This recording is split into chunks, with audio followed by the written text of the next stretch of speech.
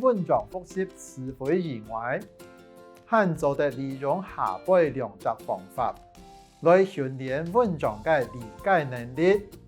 一篇阅读，一篇老关键意思、老句儿画出来。2、理解文本事件嘅因果关系，也是有前后关系嘅描写，增加自家嘅阅读理解能力。我们以华山屋这篇文章为例，早期对大陆来到台湾嘅居民，意图是搭毛料来带，因为采提前材料较方便，又唔使钱。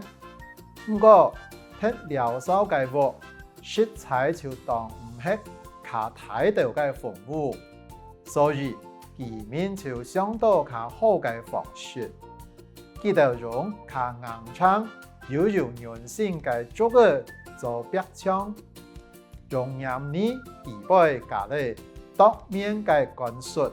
老弄糠，老夾過後就過到中麥面頂，變成中麥壁里抹泥漿，咁樣唔但將做得老中麥嘅棚過半幾麥，壁牆嘛會較牢固。漸漸嘅木頂嘅材料，咪對帽兒變成燒果、硬土果。